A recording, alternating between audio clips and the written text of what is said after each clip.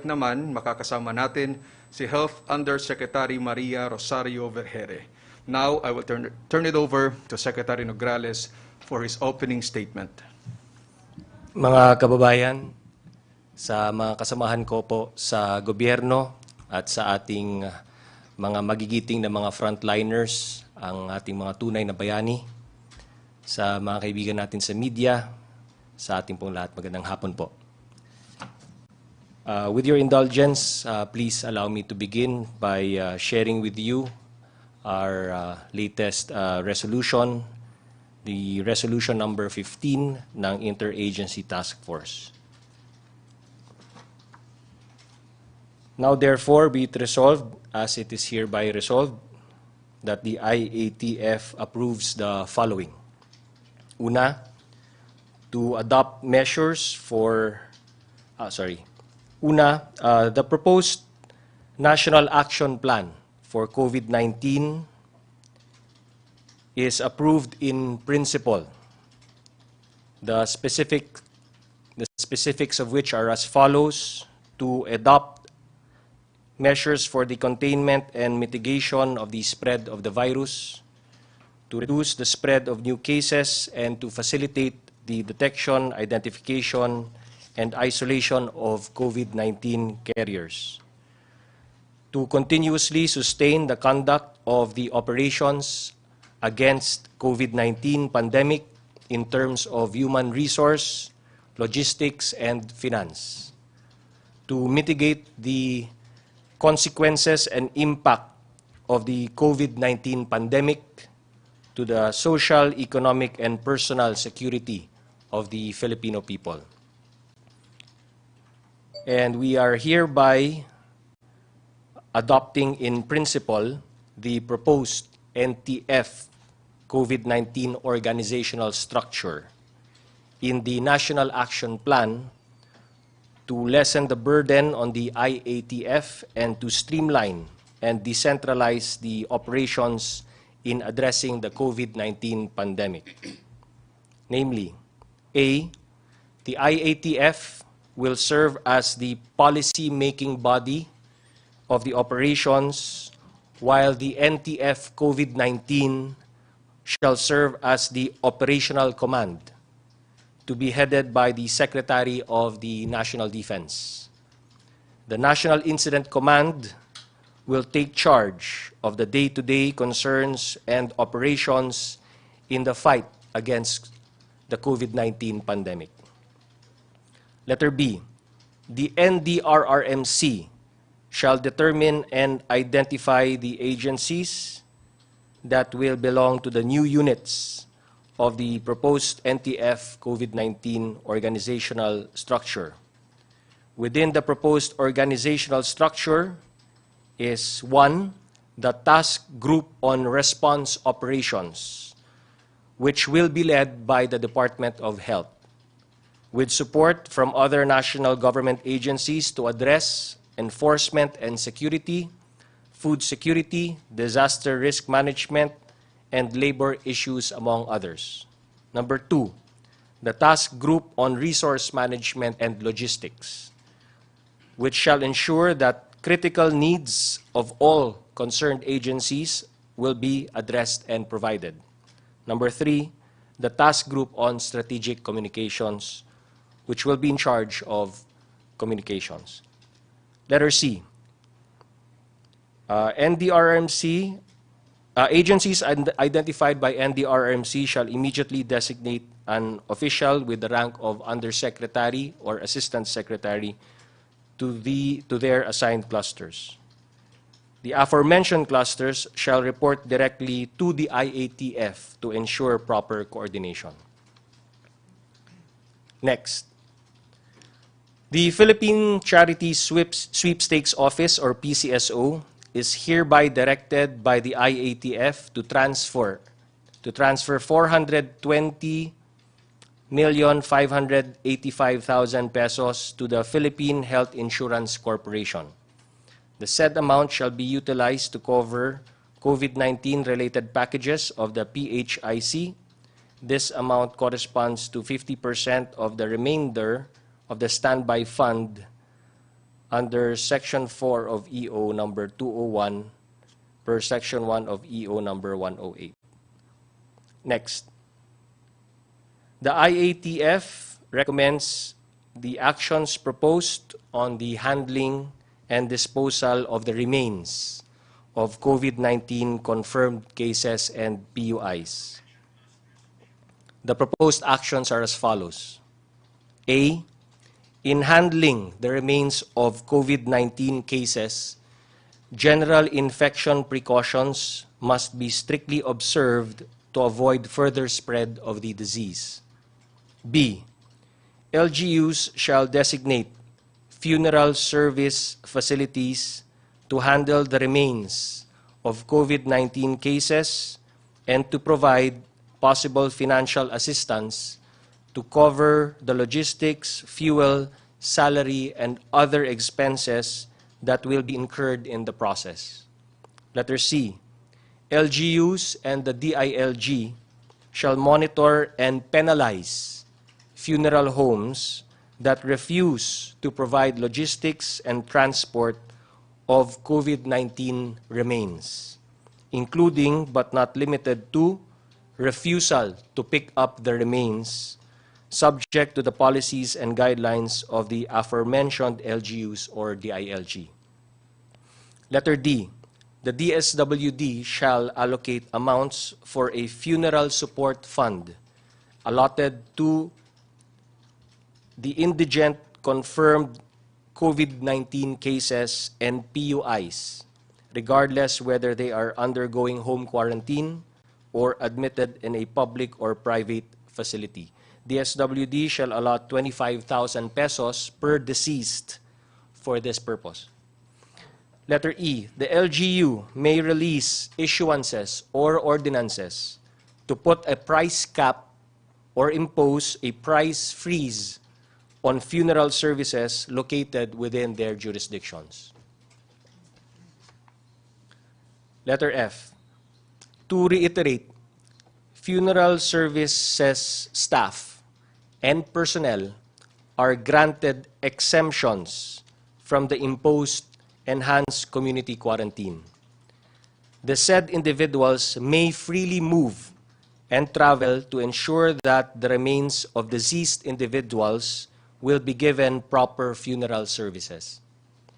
Letter G, funeral companies are directed to provide transportation and or housing accommodations for funeral service staff.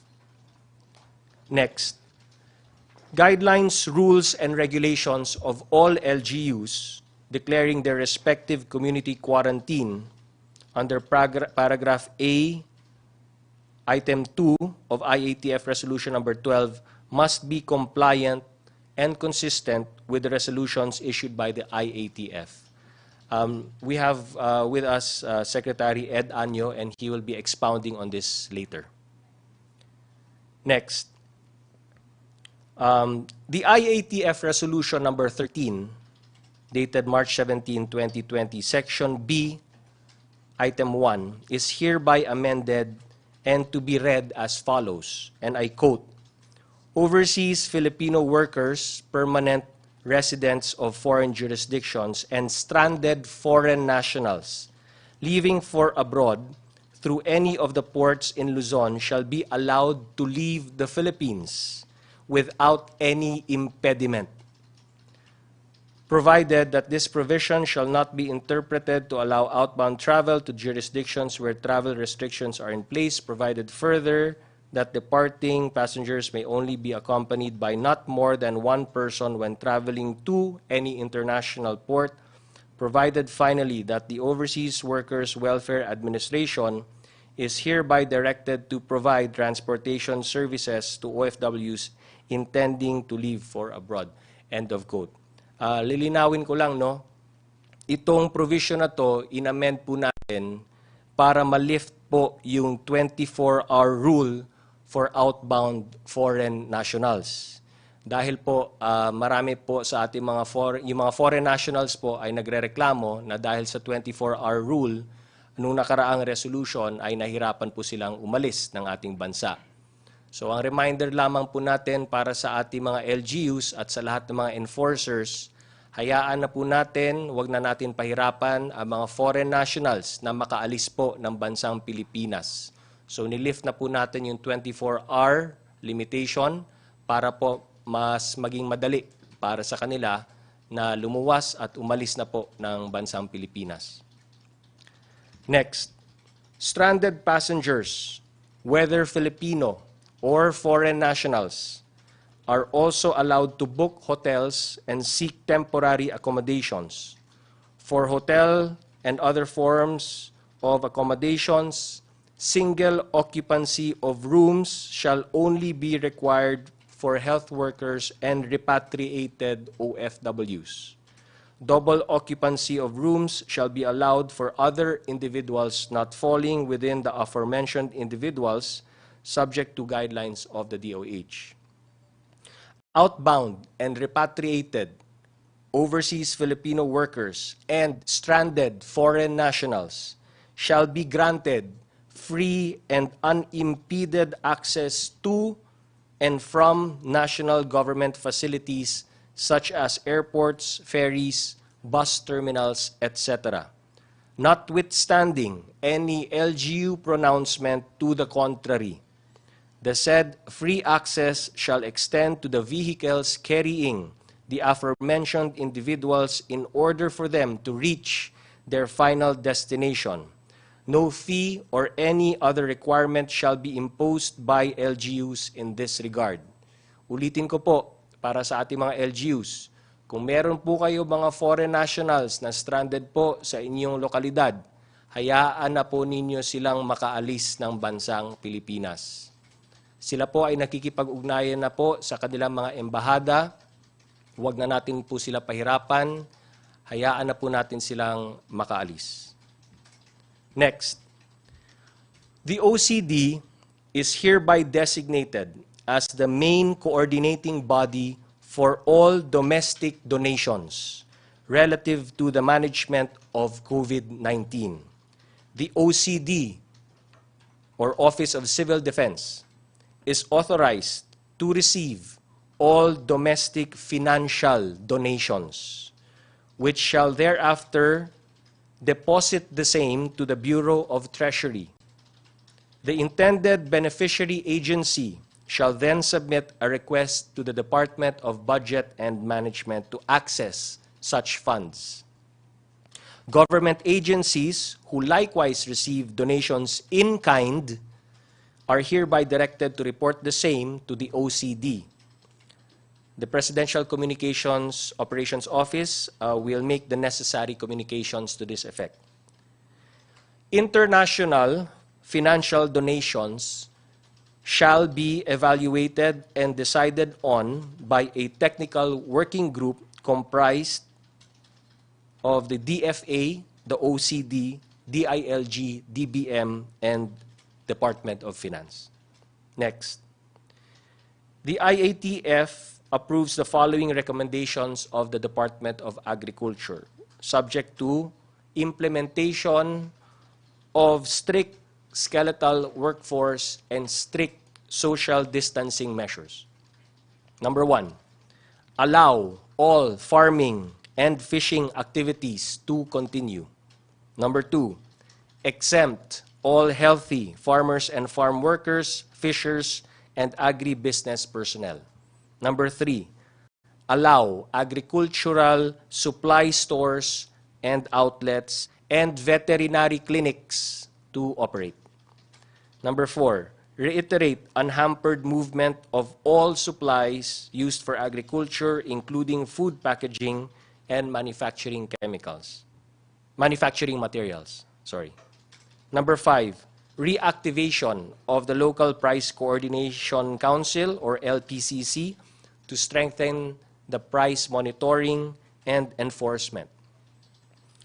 Number 6, upscaling Kadiwa ni Ani at Kita in support for food availability, accessibility, and price stability. And number 7, support the DA program, Ahon Lahat Pagkain Sapat, or ALPAS, kontra COVID-19.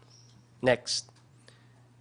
The IATF endorses the recommendation of the DTI in allowing the full operation of those engaged in the manufacture of medicines, medical supplies, devices, and equipment, including but not limited to suppliers of inputs, packaging, and distribution, to address the country's clear and present need for medical supplies and equipment.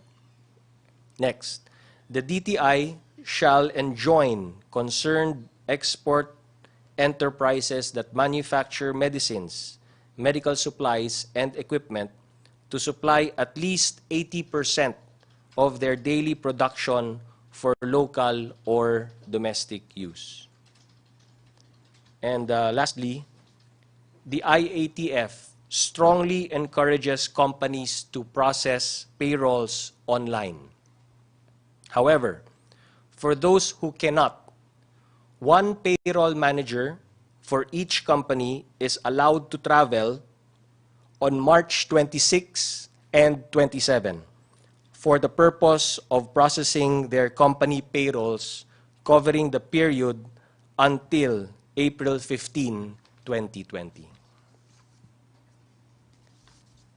Before wrapping up, gusto ko lang pong i-revisit yung sinabi ni Pangulong Duterte kagabi. Papasalamat po kaming lahat sa lahat na nag-contribute in our efforts to address the threat posed by this virus. Especially yung mga nasa front lines po natin, mga medical and health personnel led by our doctors, na kung saan 5 po sa kanila ang nagbigay ng ultimate sacrifice para sa ating bayan. Your nation owes all of you a debt that we hope we can repay in our lifetime. Aside from our health workers, si Pangulo ay nagpapasalamat din po sa lahat ng in charge sa pag-secure ng ating safety, mga AFP, PNP, those who continue to report for work to ensure that essential services remain open to the public, tulad ng mga groceries, banks, food establishments, delivery services, yung mga nasa gobyerno, mga nasa pribadong sektor, lahat na nagsasakripisyo para sa bayan. Those who have extended aid and volunteered in their various capacities to help our people in this time of need. Mga kababayan, gera po ito. Digmaan na po ito. This is a war that will be fought in many fronts. And your cooperation and support are crucial in our efforts to beat COVID-19 and to save lives. Whatever our disagreements, whatever our misunderstanding, what is not debatable is this: the enemy is COVID-19. Yan po ang kalaban natin.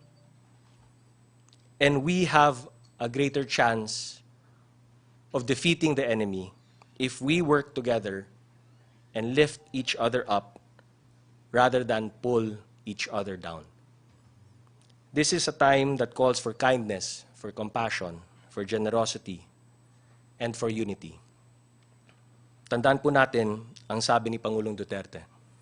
Kung magkanya-kanya po tayo, di tayo magtatagumpay. Together we can beat COVID-19. Together we heal as one. Kaya't ulitin ko po ang ating pakiusap sa lahat ng ating mga kababayan. Bahay muna, buhay muna. Maraming salamat po and God bless us all. Secretary Anyo. Okay na. Question and answer. Okay. Maricel Halili of TV5. Hi, sir. Good afternoon. Secretary Nograles, clarification lang po on the special power because I understand 18 million people yung target natin Yes. na mabigyan ng 5,000 to 8,000 pesos. So Yeah. how do we plan to choose who will benefit from this financial assistance? Probably given na yung mga kasama dun sa 4Ps, but outside yung 4Ps, how do we choose the beneficiaries? Meron po tayong working draft na-present nga po kahapon sa amin sa IATF. No? So we have this working draft. It's a joint memorandum circular. Pero kailangan po ng final pass, what you call it, final pass So that's why yung technical working group will do a final pass today. Yan po yung kanilang assignment ngayon, and then present it to us again tomorrow. So by tomorrow, hopefully, kung maaga kaming matapos, then we can make an announcement. Or whatever, siguro kahit anong oras siguro kami matapos, then I'll probably make an announcement, no? Mag-bulletin, kahit wala ng questions. Because we also understand, no, the essence of doing this very quickly. So time is of the essence. This is an urgent need already.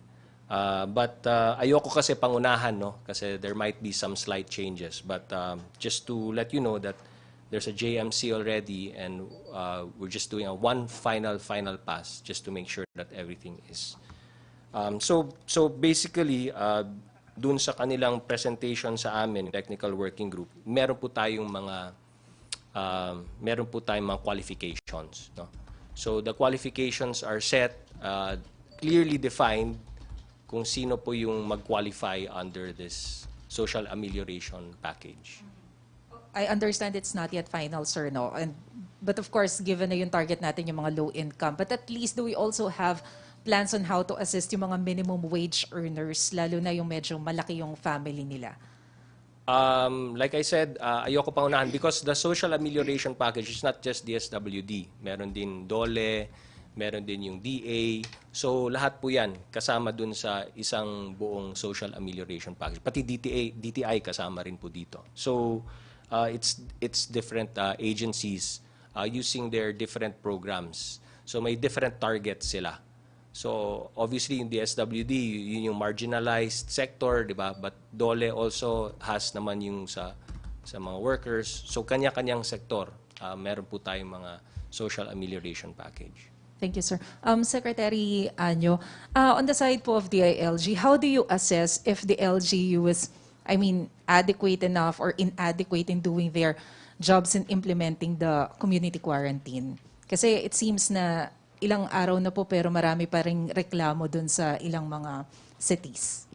First of all, no, we set the guidelines through the resolutions of the national guidelines through the IATF, EID, especially for Luzon that we are on enhanced community quarantine. Nandoon na yung lahat ng guidelines. But sometimes na may mga LGUs na nag-overdo, especially doon sa pagpasok ng mga cargos. So, hina-harmonize namin lahat ito, including those in Mindanao and Visayas na meron silang general community quarantine. So, dapat hindi sila lalampas doon sa pinag-uutos ng national. Mabilis naman din ang kanilang adjustment. Meron kaming 24 hours emergency operation center sa DILG. Lahat ng mga complaints against LGUs ay dumarating doon. So real time din ay na-action na natin. And I'm glad to announce na yung mga LGUs na kinol natin yung attention, nag-a-adjust kagad sila. Alam mo kasi sa LGU, lalo na yung mga malalayong lugar, meron silang tendency to overdo kasi iniisip nila yung welfare ng kanilang constituents, but not knowing ay sumusobra na. Like for example, yung cargos, ayaw nilang papasukin. Yung iba dyan, pinapapasok yung cargos, ayaw naman papasukin yung crew. So, paano tatakbo yung cargos? So, ina-harmonize namin lahat yun. And we are open sa lahat ng mga complaints. At, yun nga, wala namang LGUs na hindi nag-adjust. Lahat ay gusto rin makatulong at in accordance to the IATF guidelines. Sir, some reports lang po from the ground. Doon daw po sa may daang hari sa Taguig, yung barangay captain mukhang naubos yung pasensya, namalo daw ng patpat doon sa mga residente na ayaw sumunod. Ano po yung violation ng barangay captain and Well, kapag mayroong complainant dyan, then investigahan natin. Siguro napanood niya yung video, YouTube doon sa India na pinapalo yung mga tao. Dapat naman kasi yung ating mga kababayan sumunod, no? Hindi lang naman buhay niya ito, buhay din ng kapwa natin yung maililigtas. So, para wala nang aberya, sumunod na lang tayo. This time, mag-i-strict lalo yung ating law enforcers at LGU sa pagpatupad ng home quarantine. Dadamihan namin yung mobile patrols at sisiguro din natin bumalik sa bahay nila yung mga wala naman talagang exemptions at walang importanteng gagawin. Kung mag-resist sila, then we will cause an arrest if necessary. Will you impose, sir, penalty, like you said, arrest? Penalty dun sa mga residente na pasaway? Because some of the local officials are also asking if that's possible, considering na nakaka first, second warning, pero hindi pa rin daw sumusunod. Well, actually, sa ating batas dito ngayon na pinirma ng Pangulo, meron na siyang penalty clause. No? Hanggang 2 months pwedeng ikulong, pwedeng magmulta ng hanggang 1 million pesos. Tapos yung sa revised penal code ng 151, no? Yung Article 151, kung mag-resist ka sa arrest, pwede ka rin ikulong. So, yan ay gagamitin natin kung kinakailangan. Okay, next question, Cristina Mendez of the Philippine Star. To Secretary Anyo, sir, paano yung coordination sa national and local government doon sa pagmo-monitor ng mga those with the symptoms ng COVID? Kasi sa isang syudad, sir, may mag-asawa, nag-positive ang asawa. Ngayon, nang tinest yung wife, nagkaroon na siya ng pneumonia, pero pinauwi pa rin sa bahay. Kasi it defeats the purpose yung stay at home natin. Baka mas lalong maraming mahawaan, hindi lalong mag-accelerate ang COVID. Well, unang-una, meron tayong Barangay Health Emergency Response Teams. Ang trabaho nito ay mag-monitor ng mga PUM at saka PUI. At yung talagang meron ng symptoms, dapat talaga yan ay, lalo na yung severe at saka acute, ay dapat madala natin ito sa hospital. Now, yung mga asymptomatic at ito ay under PUI dahil ito ay galing sa ganitong bansa o kaya ito ay nakahalubilo ng isang positive. Meron din tayong inutos sa ating LGUs na meron dapat silang tinatawag nating isolation unit. No? It could be a house, it could be a building, it could be an apartment na kung saan ay doon natin ilalagay dapat yung mga PUI natin at PUM. Ngayon, yung ibang LGUs ay nakikita nila yung mga schools na pwedeng gamitin na quarantine area. So, hindi yan automatic. Kailangan mayroon siyang pahintulot galing sa DepEd. Meron siyang dapat MOA. Kasi kung ginamit mo yan, tapos nasira naman, sino ang sasagot niyan? So, hindi siya automatic kailangan ay may pahintulot. Ganun din yung CHED, no? Meron tayong mga universities, colleges, pwedeng magamit na quarantine area, pero hindi mo pa pwedeng automatic yan. Kailangan may pahintulot ang CHED at saka DepEd.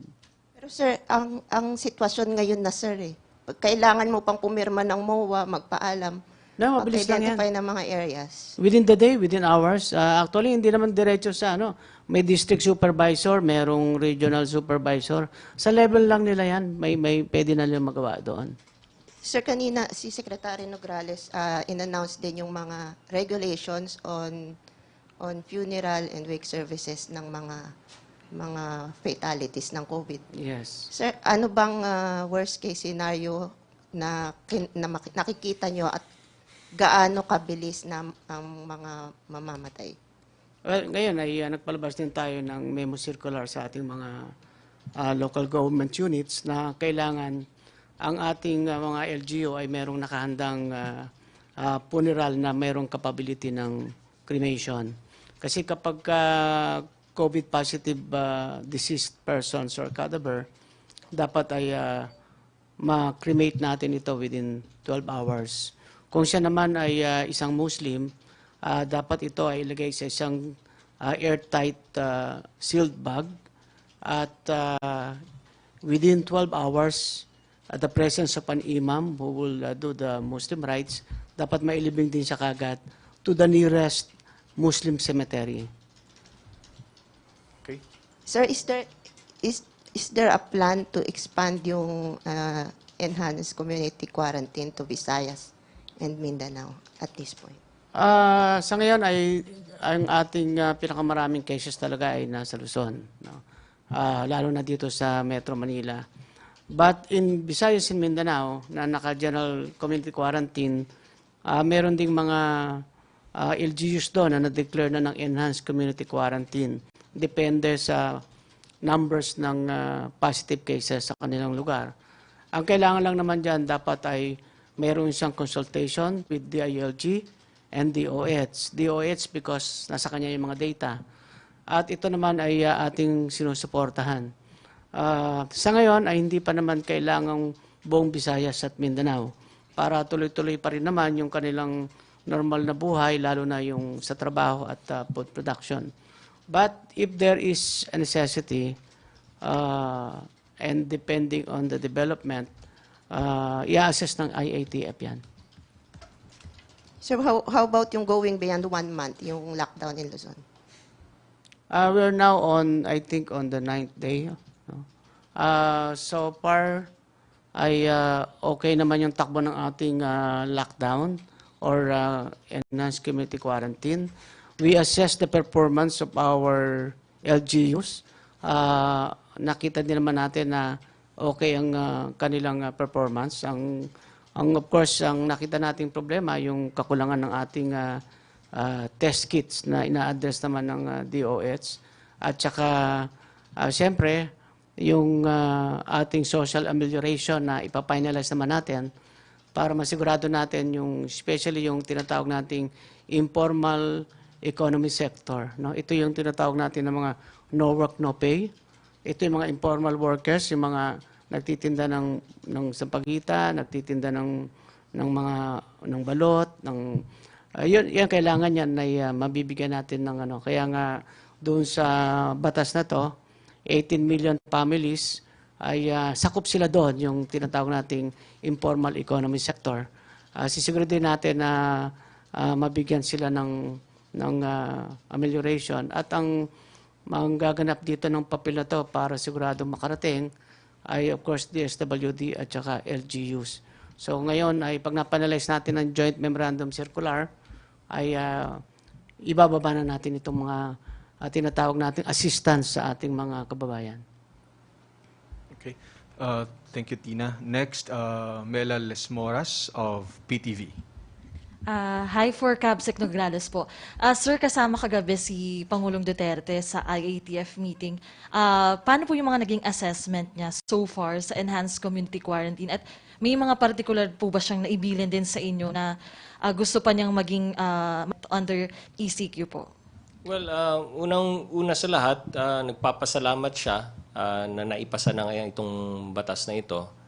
At dahil nga po dito ay mas maging madali na lang po para sa amin yung implementation, no? At ang panlaban natin against COVID-19. So, prinesenta din po namin sa kanya yung National Action Plan. Sumasang-ayon naman siya at pumayag naman siya, no, dun sa National Action Plan natin. So, ang makikita natin ngayon, gawa nung dahil may batas na po tayo, mamamanage na po natin yung ating resources and logistics and response. So kung titingnan mo po yung National Action Plan po natin, two major task groups po yan, resource and response. So based dito sa batas na ito, ifa-farm out na namin sa task group on resource, based sa batas na to, ano yung mga angkop na provisions ng batas na to under sa resource. Tapos kung ano rin ang angkop dun sa para sa response. And then, syempre, ilalatag na ng bawat task group, no, kung ano yung mga resources available.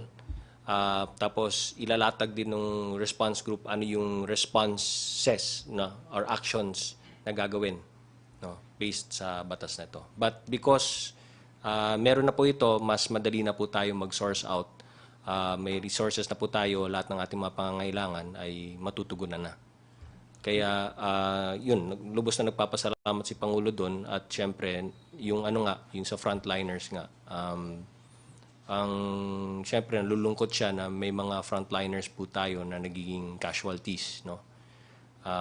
At we wanna work on this effectively in a way na kung maaari mabawasan natin yung mga casualties at dadami yung mga recoveries. And kung anong mga resources ang kinakailangan natin para panlaban sa COVID-19 ay agad nating ma-deploy at ma-distribute. Okay. And thank you, sir. Kay Sec Anyo lang po, problems on ground naman, sir. Kasi yung iba nating mga kababayan, may mga nalulungkot pa rin kasi hindi sila nakakatanggap ng food packs from their LGUs. Sir, just to set the record straight, ano po ba ang bilin ng DILG? Lahat po ba ng residente kailangan makatanggap nito? At kung meron po ba kayong itinakdang deadline sa mga LGU na by this time kailangan nabigyan na lahat, ano po ba yung mga bilin natin? Unang-una, no, sa mga food packs. Ang LGU ay because of the public health emergency and the declaration of the state of calamity, may authority na sila na gamitin yung kanilang calamity fund, especially yung quick reaction fund. So dito, pwede na nilang makabili sila ng mga food packs para maibigay sa kanilang mga constituents. Siyempre, ang unahin natin dito yung mga indigent families. Yung mga well-to-do, wag naman tayong mag-expect na tatanggap tayo sapagkat mas unahin natin yung mga nangangailangan. So, ang munisipyo at ang probinsya, meron silang mga respective calamity fund and QRF. Ngayon, kung halimbawa, kinapos na sila, pwede silang humingi ng tulong sa DSWD. Kailangan muna, magamit muna nila yung hawak nila bago sa national. Kasi ang national, siyempre, ang uunahin niya, yung mga nangangailangan. So, we are reminding actually all LGUs to utilize their funds now and distribute food packs to all who are needing this food. So, kung meron mang hindi nakakatanggap, ay pagbigay alam sa aming action centers and numbers. So, we will call the attention of the LGUs. Okay. Thank you, Mela. Okay, live din po nating kasama si Yusek Vergere mula sa DOH. At ang susunod na tanong ay manggagaling kay Joseph Morong ng GMA 7 at live naman via Skype. Joseph? Hi, sir. Good afternoon, Secretary Nograles and Secretary Anyo. Sir, my first question is, how much money do we stand to access under this law, sir? Ang alam ko, I wasn't part of the debate, no? But ang alam ko about 200, almost, in fact 400 kung i-add mo lahat-lahat, no? Almost 400 billion kung hindi ako nagkakamali. Basta parang sinabi during the debates, hindi ko na nasundan yung after na kasi we had a task force meeting also. But I know there's a 200 billion, then there's another 100 something, so yun. So sabihin ko 200 to 400 billion na pera, no? Yeah, sir, okay. like that. Ano po yung magiging immediate effect ng law because you will have this fund readily available to you, 200 billion to 400 billion. Ano yung pwede nyo nang pagalawin in terms of procuring mga testing kits o mga ano ba yung mga pwede nyo nang gawin na pwede nyo nang bilhin? Well, first of all, yung sa social amelioration package, no, na gaya ng sinabi ko, fina-finalize na lang natin yung JMC. Pag itong JMC ay na-approve na ng IATF at mapirmahan na ng iba't ibang mga ahensya na kasama dito sa Joint Memorandum Circular, then we'll launch it immediately. No? We will immediately implement this, and this is nationwide, basically. At ang target po dito is 18 million families, no? Sec? Yes, 18 million families ang target nito. So, malaking chunk ng pera mapupunta dito, no? And that's food assistance plus yung cash assistance na ibibigay ng gobyerno sa lahat ng mga marginalized at yung mga kababayan natin na nangangailangan. So, for social amelioration package, that's one. Next, gaya ng sinabi ko, yung ating tasking now is the response task group and the task group on resource and logistics, no, resource management. So ngayon, ang resource management task group will now continue to identify yung mga needs na kinakailangan ng different agencies, including yung response group. So whether that is more hospitals, more beds, more rooms, more ventilators, more PPEs, more masks, more testing kits, lahat po yan i-evaluate at ilalatag na nila lahat yan, ano bang needs natin based doon sa nakikita natin on the ground. PUMs, PUIs, and all of these patients and COVID-19 positives, no?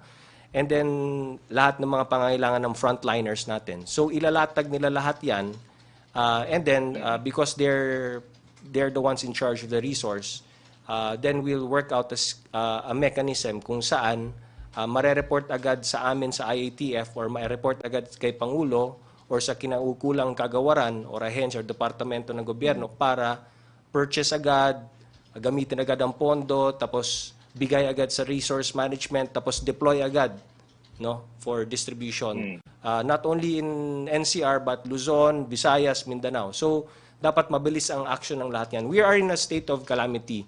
We are in a state of emergency. So itong structure na inapprove po ng IATF, this is the structure that is used whenever the country gets hit by a national calamity or when we are in a state of national emergency. So, meron po tayong protocols dito, nakalatag na po yung parang procedures for this. And so, when we approved it, timing lang din yung pag-approve nito, pagpirma ni Pangulo ng batas ng Bayanihan Act. So, that all goes hand in hand.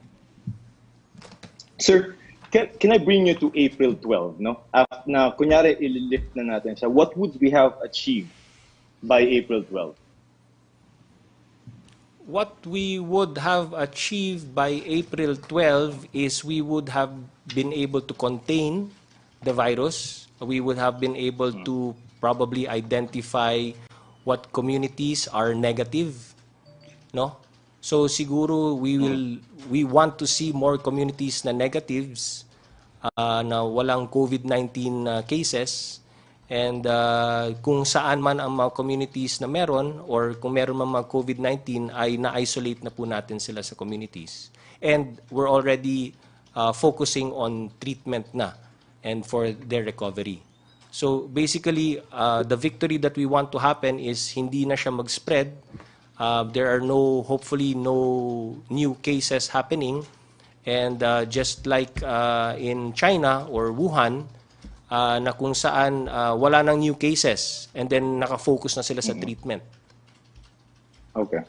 Sir, last 3 questions. And the reason why I ask that is, yung law says 3 months yung effectivity ng powers ni Presidente. And then on the other hand, and another thing is you have 200 to 400 billion at your disposal. My question is, are we operating on the assumption na hindi natin kayang i-lift yung quarantine by April 12?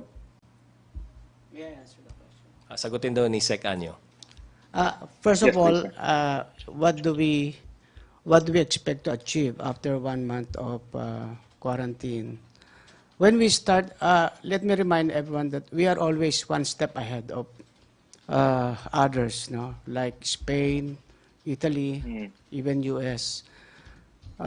If we do not implement draconian measures like this, we would be ending like at least half of Italy's condition now because of the exponential growth of this spread of virus. So po pwedeng by the 5 digits na tayo. Probably baka aabot tayo sa, because remember the modeling na ginawa ng WHO, pag wala tayong ginawa na anumang measures, in 3 to 5 months, we will have 75,000 positive cases with 3% mortality and about 5% severe or serious conditions ng positive patients. So, kung hindi natin ginawa ito, baka ganun yung aabutin natin. So, ang ating objective is really flatten the curve. Flatten the curve so that we can still, within our capacity to treat positive cases and serious cases of positive patients. Because pag dumating yung point na walang tayong capacity, katulad ngayon sa Italy na nag-surrender na almost yung government, ay ganun mangyayari sa atin. nawalan na tayong, kumbaga papabayaan na lang nating mamatay yung mga tao dyan because hindi na natin kaya, even pati paglibing. So, and because we are not a very rich country like other countries na kayang mag-massive testing ng kits nila, testing kits nila, na like South Korea, they can conduct 15,000 tests a day. The solution for us is to really to enforce the enhanced community quarantine so that everybody will distance and will keep himself locked inside the homes. Social distancing, yung ginawa ng Italy, it did not work. Why? Because the people will always violate social distancing, even here in our country. Naka-lockdown na tayo, may sumisingit pa rin. So, draconian measures ang kailangan natin para mag-flatten ng curve and ma-contain natin, if not eliminate the spread of. So I'll rephrase lang the question. No? I'll just rephrase my question, JB. Can we confidently say we can lift the quarantine?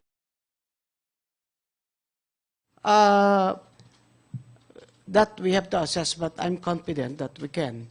But of course, it doesn't mean that's the end of the spread. We have to still continue the practice of strict social distancing.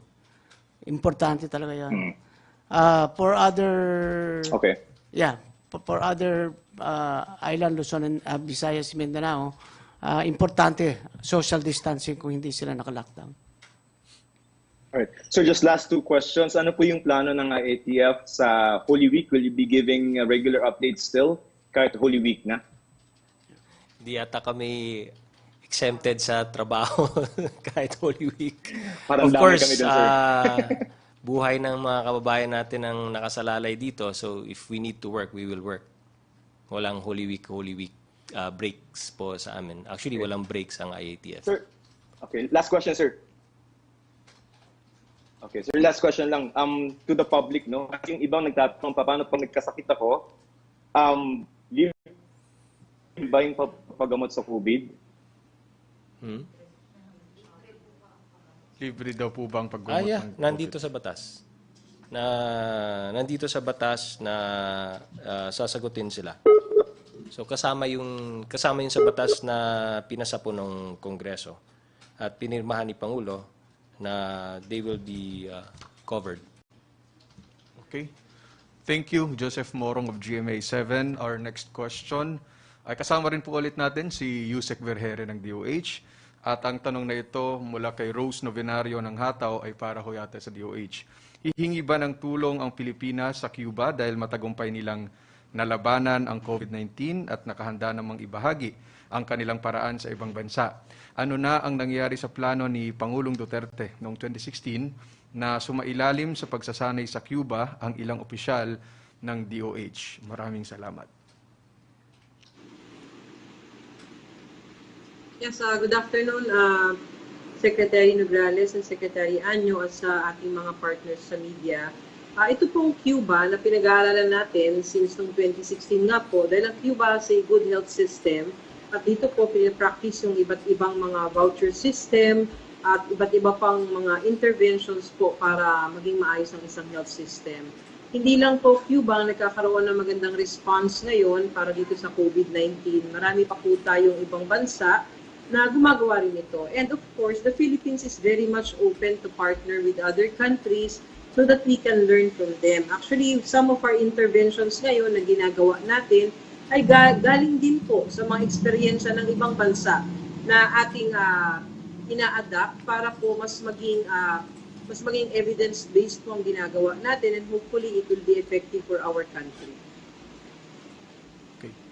Isa pang question, sir. Ano raw po ang reaksyon, mula ito kay Rose Novenario ng Hataw, ano raw po ang reaksyon ng palasyo sa pangamba ng NEDA na mararanasan ng bansa ang social at political crisis kapag tumagal pa ang lockdown? No, kaya nga napaka-importanteng matapos na po natin itong digmaan na to, itong gera na to kontra sa COVID-19. We have to end this quickly. We have to end this very soon, no? Kasi the longer it takes, may repercussions po yan para sa ating mga kababayan, para sa ating ekonomiya. So, kailangan matapos natin to. But again, hindi natin magagawa po ito kung wala pong kooperasyon ng bawat isa. At kung meron pong nagva-violate ng mga guidelines, kung meron pong pinapahirapan ng gobyerno, hindi nagko-cooperate sa gobyerno, then it gives us more problems and it extends, no, itong problema din ng COVID-19. So gaya ng lagi naming sinasabi at laging sinasabi ni Sec Anyo, no, kailangan maintindihan, maunawaan natin itong kalaban natin, no. So sabihin natin nasa gera, nasa digmaan nga tayo. The first thing you have to do is learn your enemy, know your enemy, no. Learn how it moves, how it operates. Gaya nga sinasabi lagi ni Sec Anyo, itong virus na ito, hindi mabubuhay ito kung walang host. Diba? So kung isipin nyo na kalaban natin itong virus na to, huwag natin bigyan ng paraan ang virus na makapaghanap po siya ng host. So kaya po tayo nagsa-social distancing. Pero kung hindi tayo magsa-social distancing at mananatili po tayong mga pasaway, ang mangyayari niyan, makakahanap na naman ng host ang virus, and so on and so forth. Kung hayaan po natin na hindi makapaghanap ng host ang virus, tapos lahat ng mga infected po natin ay pagagalingin natin, mamamatay din yung virus eventually. That's how you defeat your enemy. So dun sa sinabi ng NEDA, ang mensahe po natin is, that is the reason why we must end this war quickly and as soon as possible.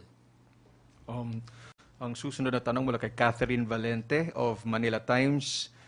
For DOH, can we ask if there are plans to purchase more COVID-19 test kits, perhaps from South Korea? South Korea is among the world's worst affected countries, but one reason why it might have a higher number of infections than other countries is its aggressive approach to testing. It has already tested 300,000 people there. May plan po ba ang government to provide free and easy access to testing for anyone, not only for prominent and influential individuals and their families? Yes, sir. No? Unang-una, may plano ba ang ating gobyerno para tayo ay bumili ng COVID testing kits? Meron po tayong plano. No? We cannot rely on donations for the rest of the time that we are responding to this crisis.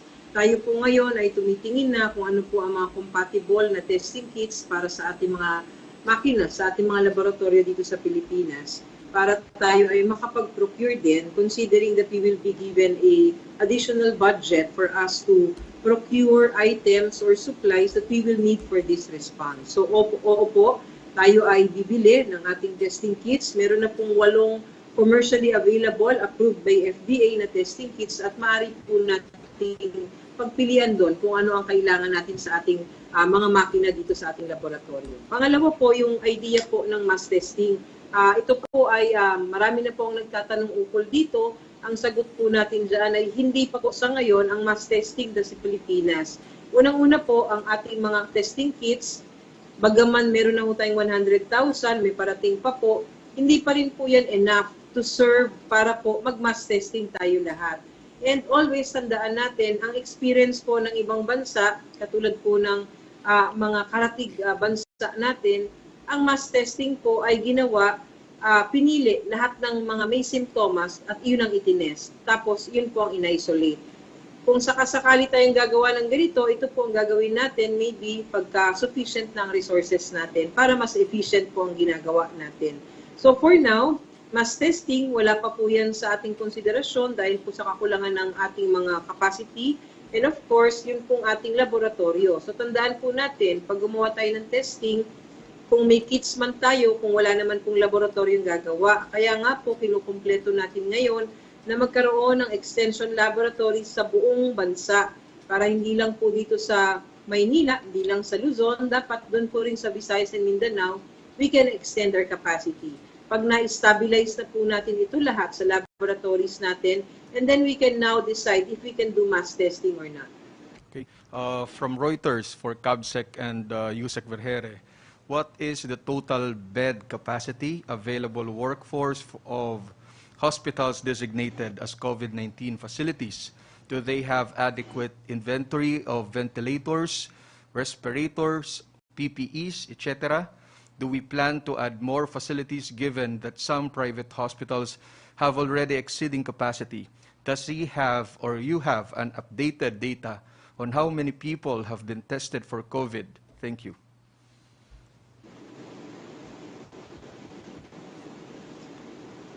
Yes, is it for me? Yes, Meron Yusek. po tayo ngayon, bigay as an initial inventory, no? I just like to make this clear. Kung nag-umpisa na po tayo ng mga ating referral hospitals para tumanggap po ng mga kaso ng may COVID, no?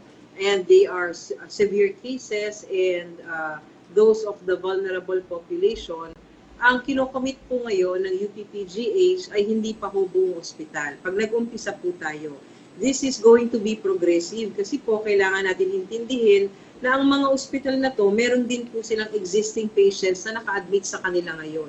So maaari po na during the course of how many weeks, saka po tayo magkakaroon ng complete capacity of the whole hospitals that we are saying na itinatalaga para po maging referral hospital. So ngayon po, ang ating UPPGH has already committed 130 beds. 100 for those not requiring critical services, and then they have 30 na ICU rooms. For Lung Center of the Philippines, dati pa ho nag-umpisa yan, and they have dedicated at the initial 40 beds specific for COVID-19. Ito naman pong Jose N. Rodriguez Memorial Hospital natin, pina-fast track po natin ang pagkukumpleto nila ng kanilang mga kailangan para po makapag-umpisa rin sila. Tinitignan pa po natin kung paano natin masisiguro na appropriate po yung care na ibibigay natin galing dito po sa Jose N. Rodriguez Memorial Hospital. We are also looking at other hospitals now para po madagdagan ang numero ng ating referral hospitals, especially in other regions of the country. Thank you, Yusek, for CABSEC and Secretary Anyo. From Francis of Daily Tribune. Cordillera farmers are reportedly throwing away their products due to lack of buyers dahil sa ini-impose na checkpoints. One Facebook user was even quoted as saying na iba yung utos sa taas, EO at SOP against sa actual na nangyayari on the ground. Pwede raw kumuha ng pass pero paano pag di raw inonor kasi nakatrike daw? Paano raw kung nauna ang lockdown kaysa guidelines ng pass? Paano kung walang internet si farmer? Kapag farmers, kasama yan sa ating resolution, they are exempted. Kasi ngayon, tag-ani ngayon no? Kailangan din natin ng food production, kailangan natin ng food, kaya in-exempt natin yung farmers. No, tell us kung anong LLG yung sumusuway niyan and we will do appropriate actions. No? We also disseminated this to our PNP. Sila naman yung nagmaman ng checkpoints. So yung mga farmers, yung mga plantation tenders, exempted sila because we need the food. Okay. Sir, follow-up po from Francis. May report na may pulis sa MPD na nag-test daw positive sa coronavirus.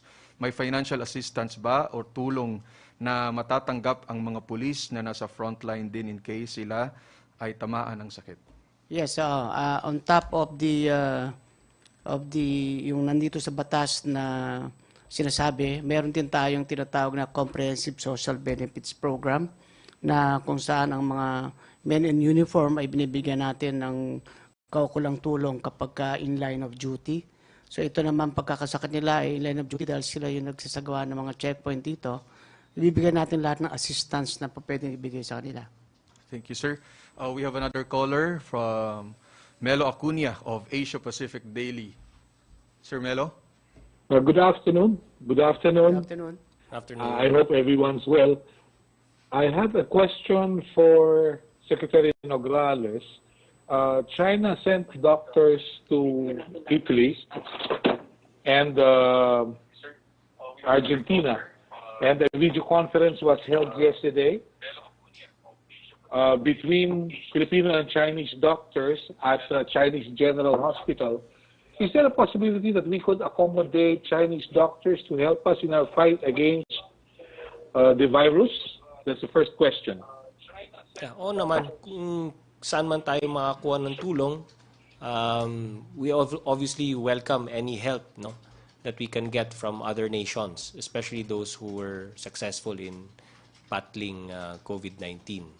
So kung saan man tayo makakahingi ng tulong at saan man it's most welcome, no.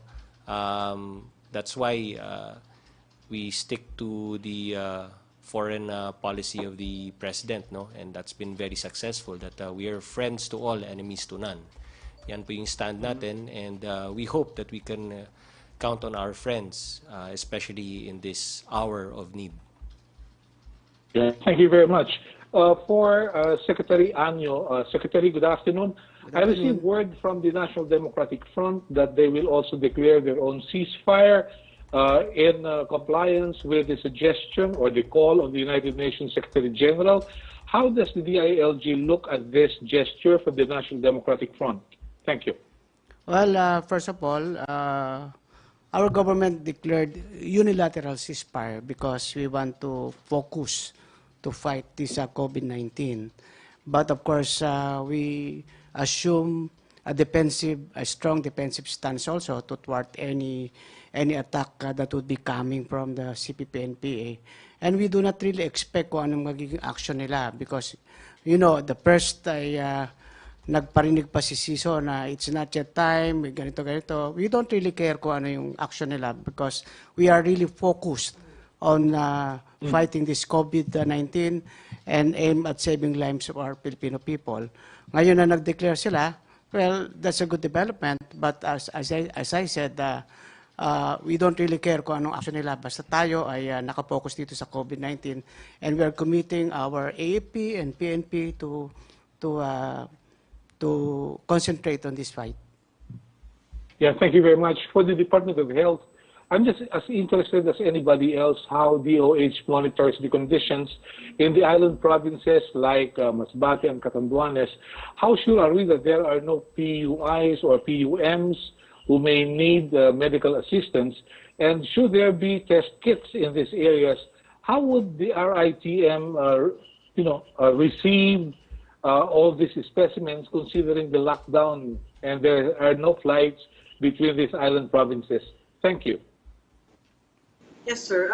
Currently, we have our regional offices, sir, in the different regions of the country, whereby we have direct coordination with our provincial health offices and our, of course, city health offices and municipal health offices. So if ever there would be patients under investigation or persons under monitoring within their respective jurisdictions, they are being monitored, they are being taken care of.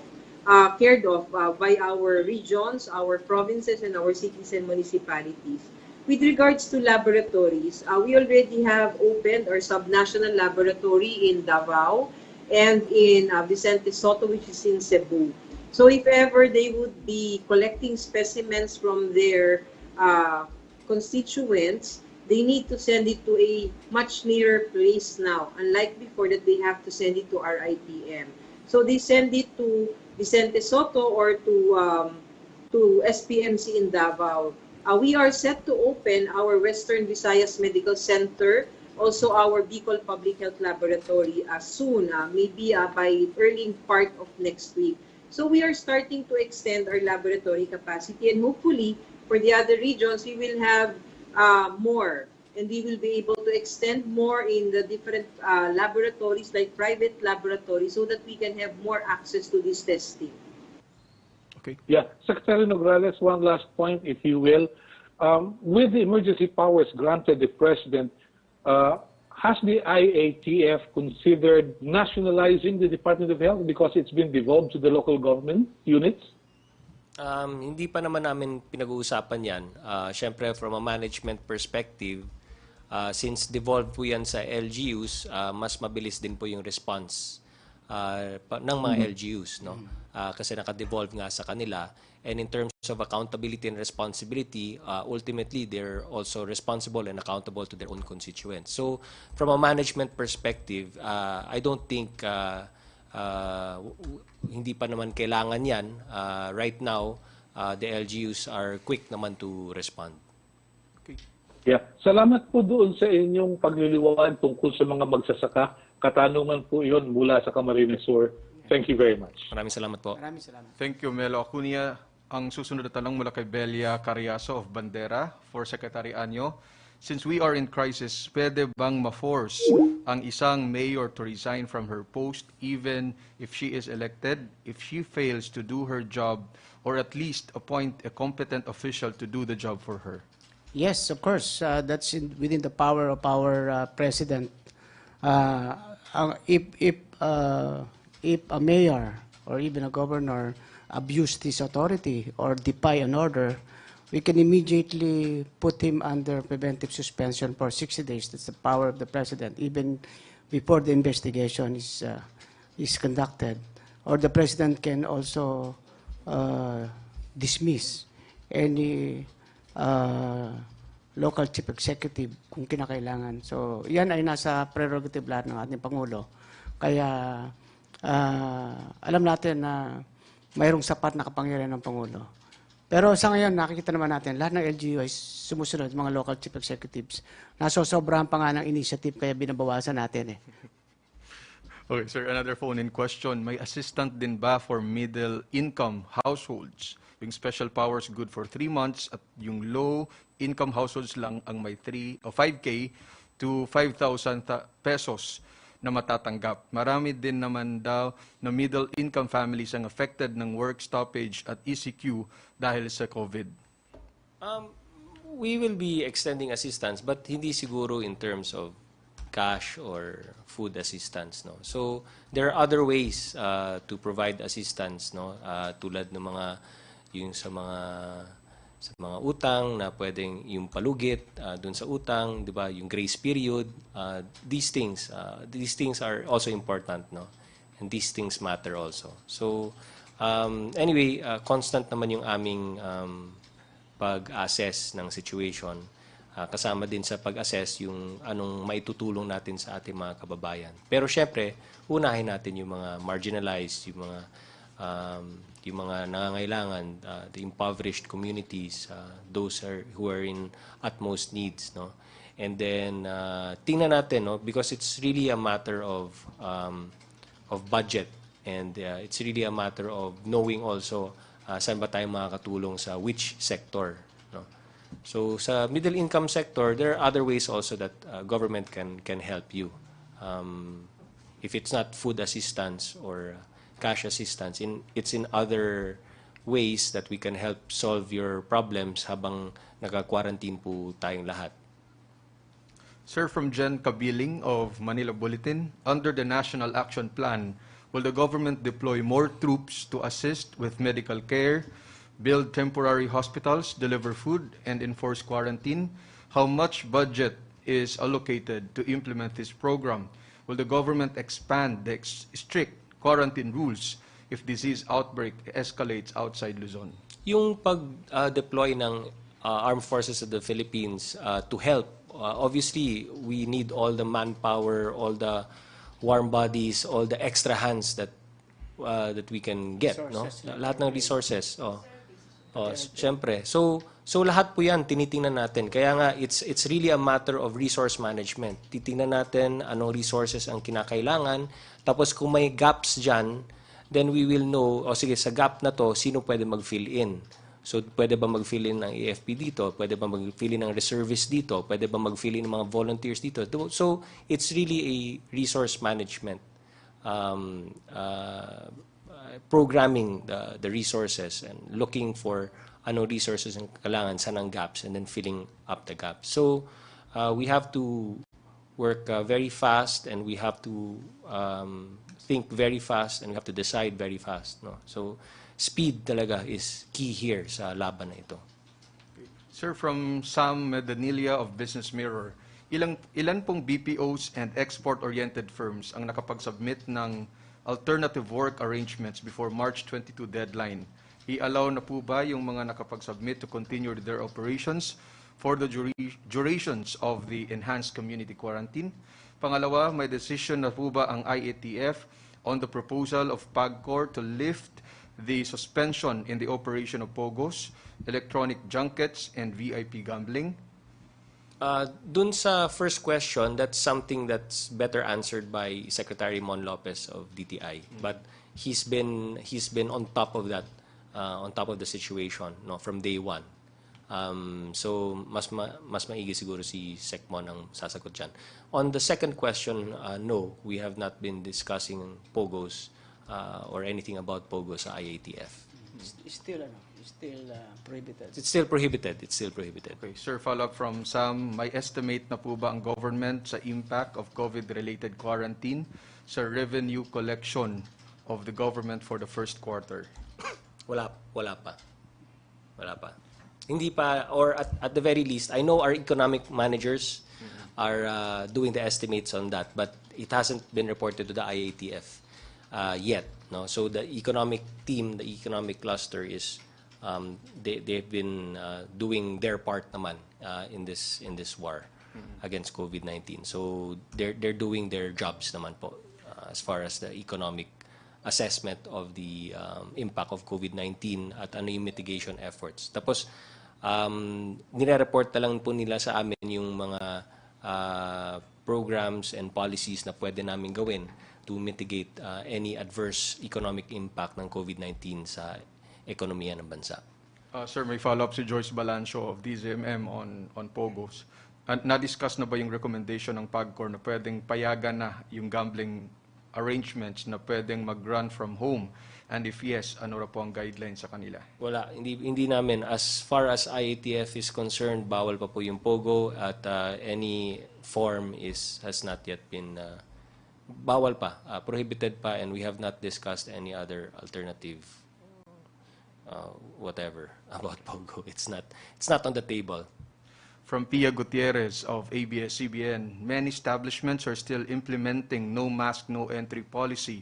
Paano yung walang pambili ng mask? May mga establishments din daw are refusing entry to people without barangay quarantine pass. Hindi naman daw lahat ng barangay nag-i-issue ng barangay quarantine pass. I will answer the question. Number one, these days talagang advisable talaga ay nakamask ang ating mga tao at dapat 6 feet na yung ating social distancing. But it should not be a requirement. Kung walang mask, as long as naka-social distancing, dapat i-accommodate yan. Dito rin sa mga supermarket, palengke, I'm advising all LGUs to lift yung tinatawag natin window hours for marketing or buying, because kapag naglagay ka ng window hours, kinukumpul-kumpul mo lang yung mga tao lalo. So it should be 12 hours and observing strictly the social distancing. So dapat gano'n. Yung barangay quarantine pass, there is no hard rule. No? Merong LGU na nag-issue at meron ding hindi. As long as nakukontrol nila yung movement ng kanilang constituents. This is a good control measure actually. Pero kung ito naman ay magpo-force sa mga tao na pipila at pupunta doon sa barangay, hindi rin ito advisable. May ibang LGUs na inihahatid yung quarantine pass sa bawat bahay ay okay yon sapagkat hindi na nagkakaroon ng reason for people to get out. But with or without quarantine pass, ang tao ay dapat payagang bumili ng pagkain kapag siya ang representative ng pamilya para sa pagkuha ng pagkain. Sir, follow-up from Pia Gutierrez. Pakitanong din po, what they intend to do with standoff between LGUs and OWA who are transporting OFWs repatriated from various countries. OFWs need to observe 14 days self-quarantine, but since no domestic flights, they are unable to leave Luzon. So OWA looking for facilities to house them temporarily. Some LGUs where these facilities are located don't want to accept unless DILG gives a written order. Yes, we are working out. We are working with the OWA sa mga arriving OFWs natin. Ang sinasabi natin sa OWA na find the place. If you found the place and then inform us, and then we will help you negotiate with the LGU to allow the quarantine of our arriving OFWs. Okay naman. Mayroon mga initially ay siyempre, alam mo naman, if you are a local chief executive of your town, your first tendency really is to protect your own people. And there are a lot of people coming from outside, siyempre, hanggat maaari ayaw mo. But pag makausap natin, and it is really a patriotic duty to help our fellow Filipinos, pumapayag naman sila. Now, kung mayroon pang mga ibang LGUs, then the DILG will step in and we will resolve any issue. Thank you, sir. From Tricia Terada of CNN Philippines, since permado na yung Bayanihan Act, automatic na po ba yung declaration of state of national emergency o kailangan pa po ba ng formal declaration from Malacanang? Sa reading ko kasi, state of national emergency is hereby declared over the entire country. So, yan ang binigay ng Kongreso, itong pinirmahan ni Pangulo. So, it's already a common policy between Congress and the executive that we are now under a state of national emergency, the entire country. Okay. Sir, from Vange Fernandez of Police Files, for Secretary Anyo, alam niyo po ba na may mga pili lang po ang binibigyan ng kapitan namin ng mga groceries? Pare-pareho lang naman kami na apektado ng COVID-19 na yan, lalo na yung mga nanay namin, senior, may sakit pa, dapat priority po nila yon dahil may sakit. Tapos kami, wala ding trabaho yung mga kapitbahay namin, nabigyan kami na hindi, ang unfair naman po yata, dapat magiging fair sila, tao din naman po kami na nagpapapicture sila, after mabigyan kaya lang po hindi lahat meron, kahit bigas lang po. Hindi tama yan. Yan yung mga tinatawag nating EPAL na mga barangay captain. I-report nyo sa amin ang pangalan, anong barangay, a-actionan natin yan. No? At saka hindi rin requirement yung voter's ID na para bigyan ka ng quarantine pass o bigyan ka ng food assistance. No? Hindi malayo pa ang election, kalimutan yung election. But what you're doing now will be the basis of the people whether you'll be elected or not in the next election. Tandaan nyo yan. Okay. Sir, from Chris Crismundo of Philippine News Agency, anong take ng government sa Avigan? Are we considering to import Avigan? And follow up na rin about the test kits developed by UP, how the government will support these home-developed test kits? Yung sa UP, if I'm not mistaken, they're already doing field implementation. No? So from field trial, nasa field implementation na po sila. And if I'm not mistaken, yung field implementation is, I think they're ready to do field implementation at 26,000. Yan ang alam kong plano. I don't know if they've already actually done it already. No? Kasi from field trials, they go to the next level, which is field implementation. I think the best person to ask there would be DOST. Follow-up, sir. Some studies said that multiple lockdowns in the next 18 months is possible to get the crisis under control. If this will continue, are we looking at extended lockdown or lifting the lockdown, then the government will impose another rounds of lockdown in the coming months? I think we take it one day at a time. Masyado pang maaga pa yan. No? I think instead of looking at that, I think we just really just have to concentrate on yung social distancing measure, kung ano yung nasa guidelines na, cooperate na tayo. So dito muna tayo, focus muna tayo at the task on hand.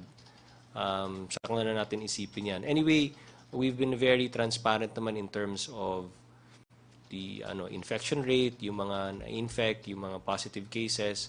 So kayo mismo nakikita ninyo yung numero. At in your own minds, na-assess ninyo yung situation yourselves. No? So kami rin, we do the same thing, no, with all of the experts, epidemiologists, Department of Health, and then we're looking at all the aspects, syempre, of governance. Kaya one day at a time. One day at a time. Sir, from DWIZ, Joe Pelpelenyo, more than 2 weeks na lamang po ay magtatapos na ang 1-month implementation ng Enhanced Community Quarantine. Kakayanin po ba, sir, na makontain ang virus sa loob ng nalalabing mahigit 2 linggo? Kaya nga po, we're doing everything that we can. No?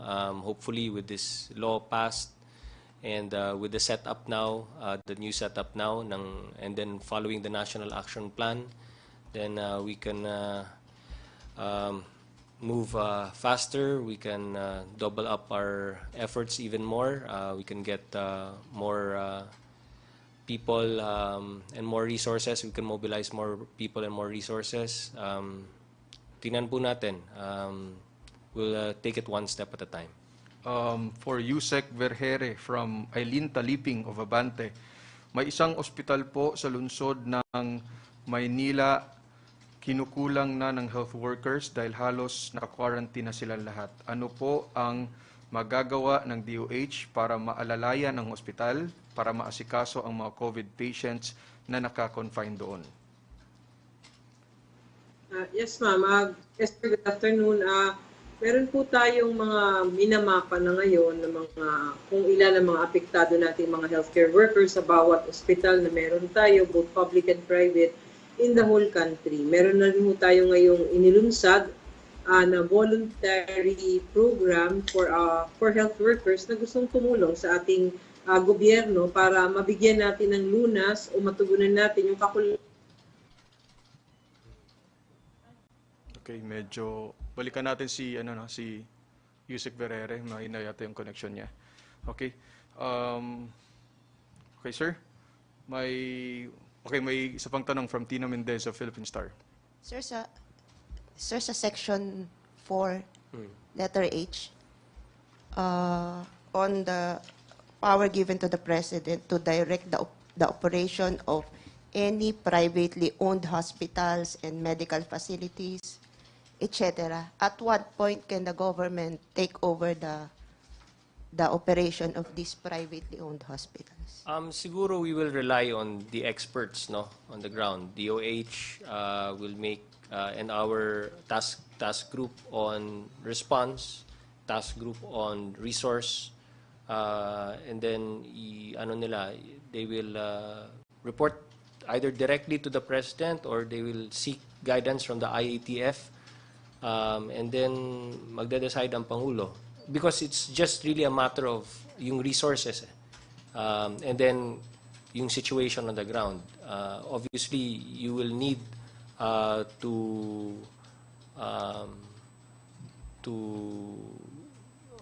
ano yung word na ginamit? Hindi take over tinanggal na yung to direct the operation. Direct the operation. You will need to direct the operation when you need the resource. So it's on a need basis. May add. Well, gradually i-apply na natin yan. Like for example, initially, kailangan natin i-house yung mga frontline health workers natin malapit sa hospital. So, yan naman ay kasama sa priority natin. Para hindi na nagko-commute yung ating mga frontliners, diyan na sila malapit sa vicinity ng hospital. Secondly, of course, we are accounting our PUIs na nag-aantay ng test result. Dapat sa mga ito ay hindi na talaga, dapat isolate mo na ito.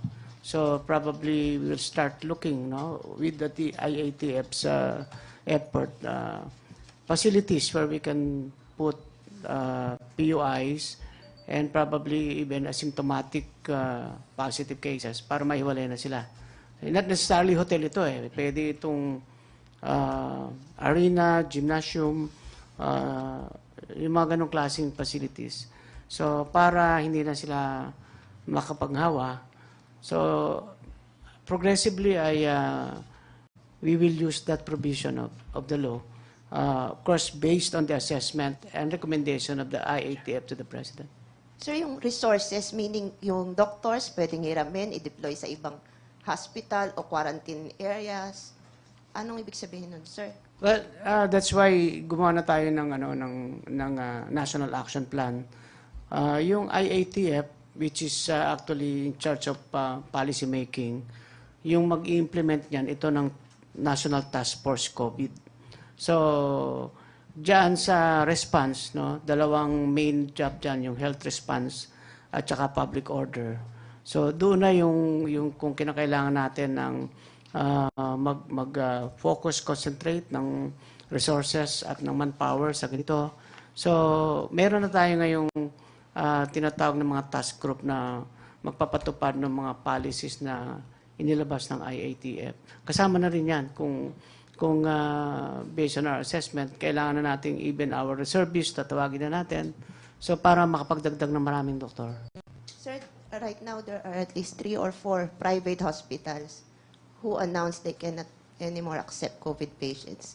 Full capacity. Full na sila. Anong relevance nito provision na to? Pag gagamitin ng Pangulo, ipupush ba silang anong pwedeng gawin? Well, sabi nga, siguro ang makakasagot ay si Yusek Roset. Pero in these times kasi, kailangan na natin ng stricter implementation itong mga response natin. Like for example nga, yung ating pag-designate ng COVID hospitals, dadagdagan na natin siguro yun kung kinakailangan kasi kung tumataas. So dyan papasok yung ating response, task group response. Now for hospitals, ang makakasagot talaga niyan ay ang DOH kung paano yung strategy nila, tutulong lang kami kung paano i-implement yan. Siguro tanungin natin si Yusek Vergere. Yusek? With regard to these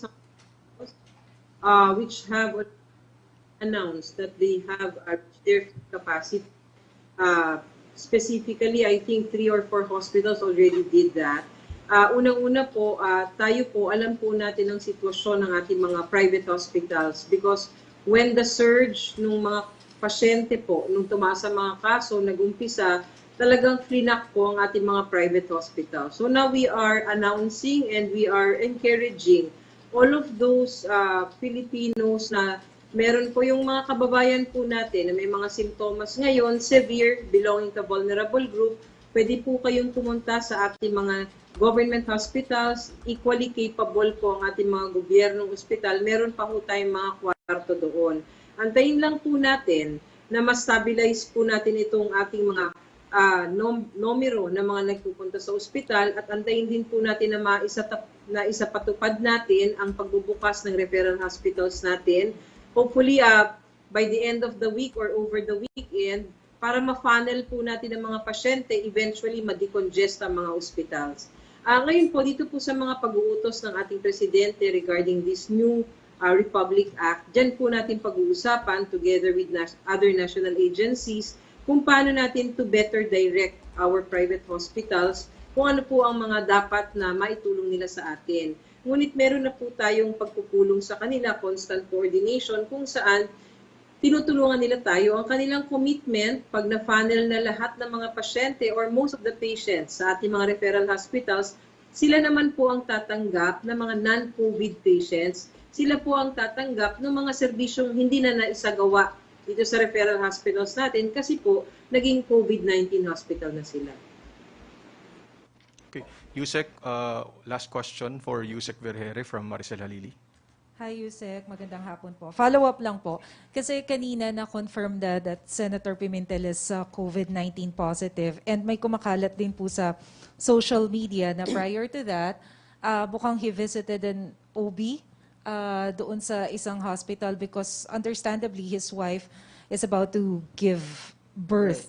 And considering that he's already a PUI, nagkaroon po ba ng violation doon si Senator?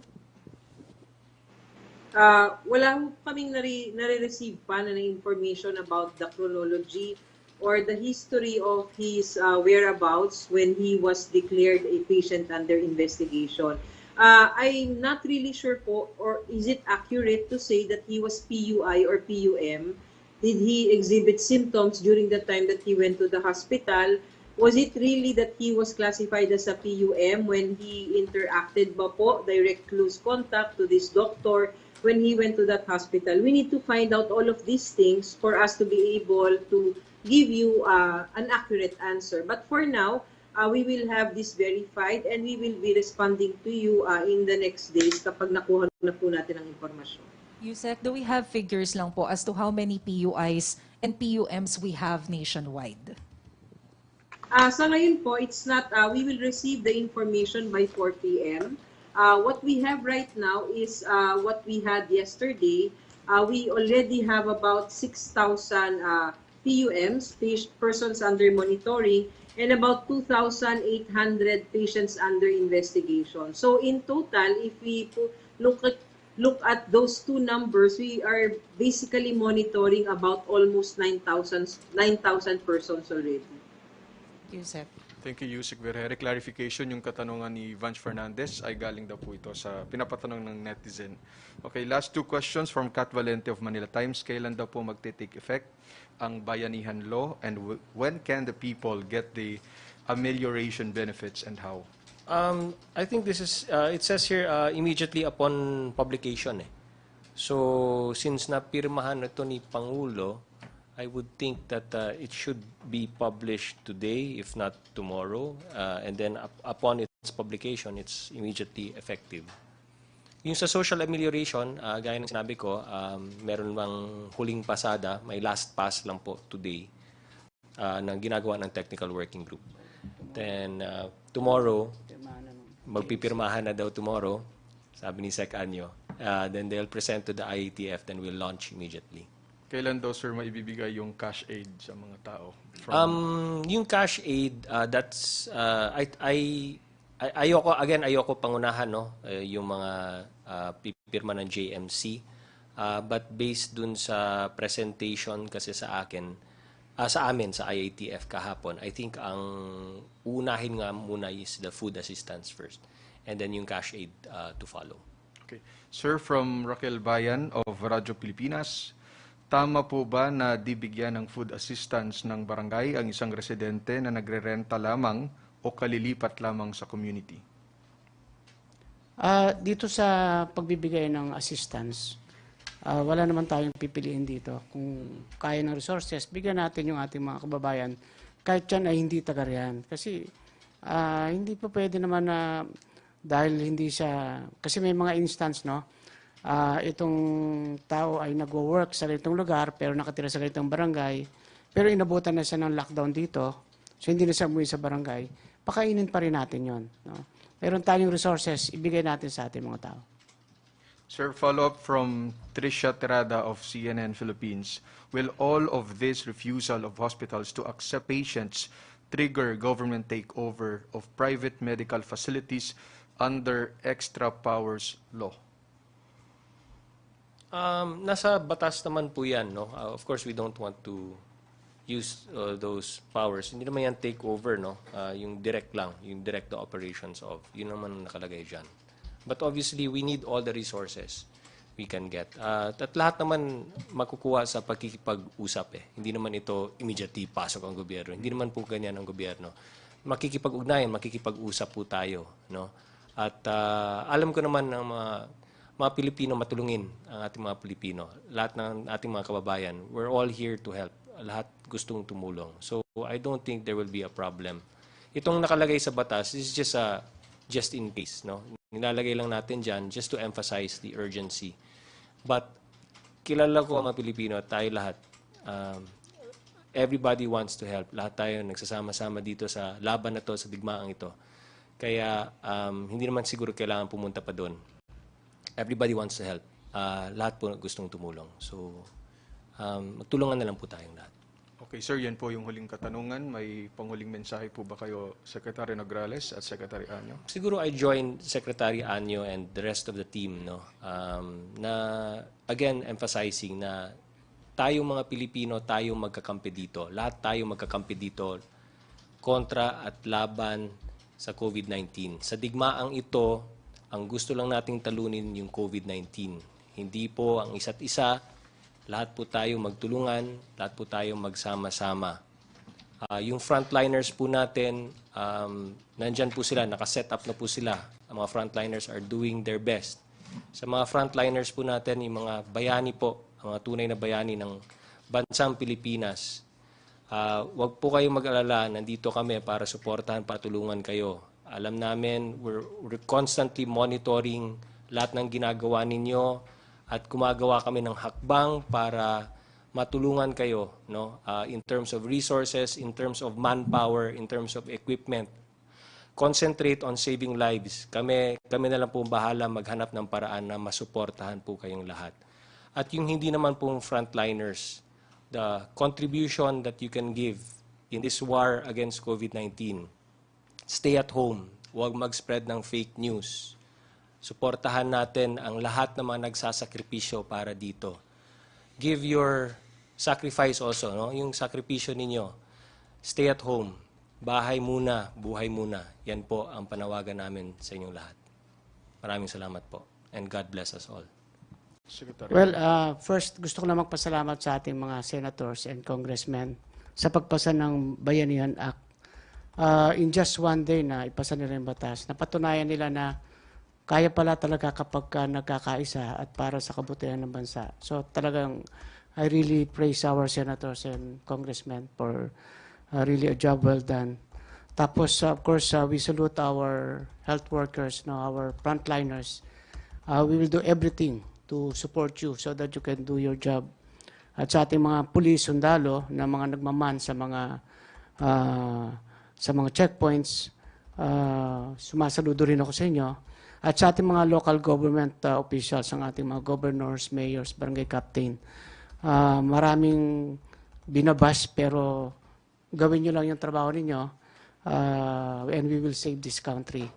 And of course, our national government na talagang since day one ay nandito na. And for our countrymen and women, just do your patriotic act. Stay at home. No more, no less. Just stay at home. And God bless us all. Thank you, Secretary Anyo. Thank you, Secretary Nograles at kay Yusek Vergere. Maraming salamat, Malacanang Press Corps, RTVM at PTV. Diyan po nagtatapos ang atin pong IATF Laging Handa Virtual Presser.